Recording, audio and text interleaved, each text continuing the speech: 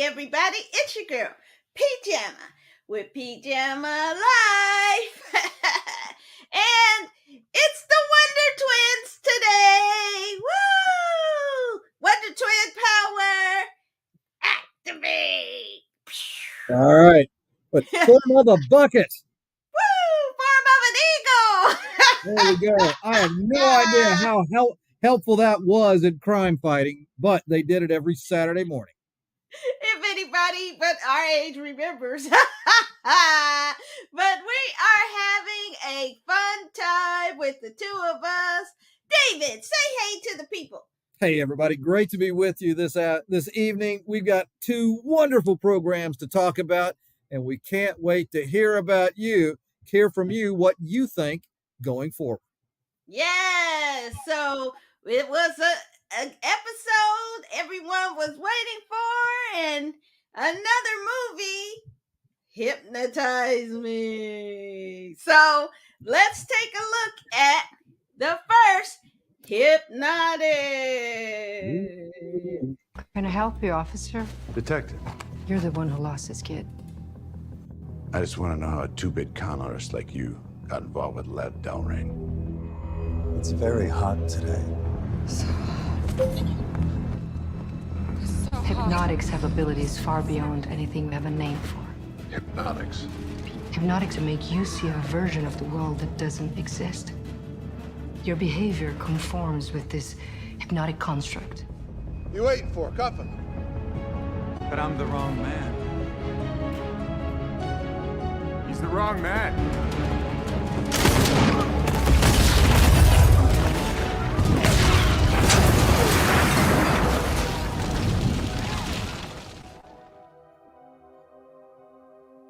David, what did you think of Hypnotic? I knew nothing about this going in, and I found it really good. The Book of Boba Fett had made me maybe not such a big fan of Robert Rodriguez as a director, quite honestly. I really thought there were some missing things, and that was a property that I was really excited about. In this movie, really redeemed himself, in my opinion, like my opinion matters to Mr. To Roberto. But this is great. I enjoyed this. A wonderful cast, a great mix of several genres that we've seen. A little bit of Tenet in there, a little bit of some other flicks. I really like this. Highly recommend to our audience. Now, I just thought it was too referential, too. I'm saying that nicely. Yeah. He cheated. He stole. He straight up stole stuff from Inception and Memento. Totally. I mean, it was the Christopher Nolan redo by Robert That's kind Rodriguez. of a Ryan Johnson thing. It's a Ryan Johnson thing to do. I thought you liked those kind of homages. No, that was not an homage. That was straight up thievery. I've watched Poirot, Agatha Christie. Ryan Johnson is a thief. He is a thief. You heard it from me. Well, let's stay with this for a second. Right. But Fair. Hypnotic, and it wasn't as quirky as Robert Rodriguez movies usually are, like Machete, and some of the the vampire movie with George Clooney, Dawn, After Dawn, Dust to Dawn, yeah. That was hilarious, by the way. And this one was, I just thought it ripped off Christopher Nolan stuff too much. I mean, even the twisting buildings and the upside down roads, and I was like, come on, man, you too creative for that. Well, and if he left all those imagery out and just stuck with the story, it was an interesting story. I like stuff like this. But then when he threw in that stuff, it just kind of, it just didn't, it was too much. It was too much. So I'd give it a B-. Well, I'm a big fan something you could watch on Saturday afternoon, or, and you wouldn't be. I am a big fan of Ed Sheeran, and he rips off everybody. So I give Ed an A, and I give this movie an A. Ed Sheeran, the musician? Yeah. Yeah, he's a big rip-off artist. But this was really, like, He needs it's a felony robbery charge for Oh, me. oh man. All But right. it is interesting and fun. Ben Affleck looks really good. This is as healthy as I've seen him in a long time. He looked better than he did in Batman. Better in shape. So definitely check out. Yeah, check out Hypnotic. All right. Now, I know here's something that your professor of all things Star Wars wants to talk about. Let's take a peek first at Ahsoka.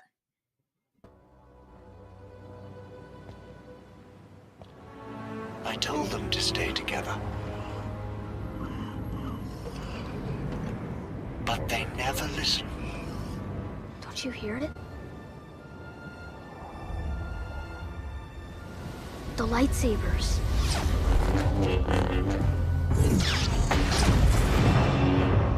You lack conviction.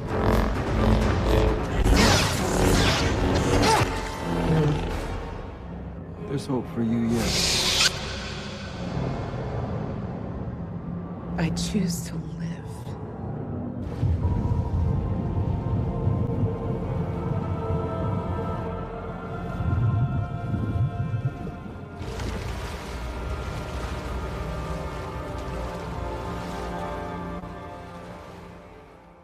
Yeah. So, David, give us the 411 on this. Well, this is truly Dave Filoni's love letter to Clone Wars and Rebels, because here we are in this astral plane. I'm not a big fan of that, if you remember from our last episode, but the way they used it, I thought it was beautiful. What a wonderful way to bring back little montages of the Clone Wars. You see Anakin's group with the 501st and the original stormtroopers, and you also see Ahsoka's battalion before they turned on her with Order 66, or considering how many Jedi survived, probably Order 33, since it was kind of half-assed. And then they got rid of the Jedi. This was great. Hayden Christensen, he really had a wonderful time to shine. He was one of the high points in my mind of the Kenobi series. And here he was. He looked amazing in this. It Great was CGI, though. Don't care. It's still, he looked great. Put me in CGI. That was awesome. You know, It was awesome. Put me in my big I know. But it really, though, what was not CGI was great dialogue and the interactions he had with Rosario Dawson. If you know Clone Wars, you'll love the interactions, the relationship between Anakin and Ahsoka. Called her Snips, just like he did in those early episodes. The real family connection between those. I thought they brought that to life in a beautiful way. That was great. We saw, this was a really geared towards obviously Rosario Dawson's character, but you saw the Ghost in all its glory, full form. That was fantastic. Hasbro, you got to be thrilled. 22,000 large Ghost ships at $500 a pop were bought by the deadline. So that's going to be under somebody's Christmas tree next year. Oh, wow. 22,000 people's, in fact. I really enjoyed this. We saw a little bit more. We just kind of got introduced to Jason, the son, last week. And you didn't know a whole lot about him, but his dad was Jedi who's dead. And he's Force sensitive. And you got some of that there. A fun episode. And you had the space whales. Not a big fan. Not a big fan. The first time we see the space whales, it's mating season, and they think the Ghost is one of them. I'll stop right there. But we're off to rescue Ezra and meet Grand Admiral Thrawn. Did you see this episode in the theater? It was in theaters across the country. Oh, wow. Okay. Did you see it in theaters? I did not. I almost called to see if we wanted to do it all together, but kind of a busy season right now at work. But this was worthy at about 50 minutes of being on the big screen. This was a really fun episode. Man, watch them all again and get ready. Get your popcorn and get ready for the home stretch here. I want to see what they do next. think I was enjoying it to the space whales, and then I was like, "Come on now, this is some what is that Star Trek for the voyage home kind of Yeah. mess." I was like, "What is this copycat week or something?" Well, and a little bit of Noah. Yeah, and I was like, "Is this a Job, metaphor of Job or something?" And swallowed in the whale or Jonah? Ooh, Jonah. that's terrible, Jonah. But I was like, "Come on, space Noah. whale! That they could no." But I know that people who love Clone Wars and love Rebels are really like dying right now in glee. And I thought it had enough backstory finally so that if you didn't watch those shows you could kind of understand why this is so um tragic and Mhm. traumatic for her Oh yeah. um to watch your best friend and mentor you know take a path that you just can't take and become somebody just so reviled, and you could kind of see the beginnings of it, um which makes me not like Sabine all the more right now. Mm. So I'm very disappointed in her character right now. I don't know what they're gonna do, how they're gonna kind of redeem that character, but right now, since I don't have that past attachment, I'm like, It is surprising. Her character arc for this is a little surprising to me. She was an artist. We see her connection with the Mandalorian family in the show. It is a little bit of an interesting turn, but the story up until now has been the antagonist. Ray Stevenson has just been brilliant. We just didn't get him in this episode, the chef's and kiss. we miss You know, Balaam. if something's gonna be your last role, man, be a Star Wars anti-hero villain, unsure villain type. I want to see what happens with him and Yeah. if he continues on this path or if he does something to kind of save one of them. I just think that might be in the works. But Never know. double agent. Oh, that would be awesome. That would be super awesome. But so he makes it for me too. Him and the villainess, the witch. Oh Whatever. yeah. She's just a fantastic actress too, because Yeah. it's just her composure and her like. I mean, she was like, I don't care about them. Just keep going. It's like they're nothing. And let's just I mean, it's very regal presence that, you need somebody who is a really wonderful actress to pull that off.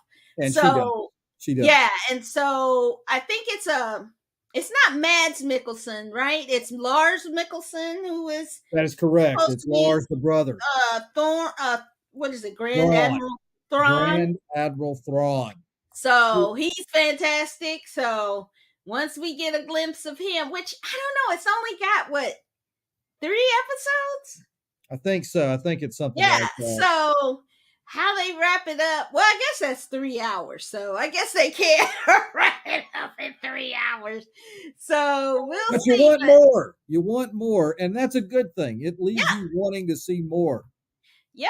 And I don't know if this is going to continue or if this is going to be something that is a one shot. And given what Disney Plus is doing right now, this might be it.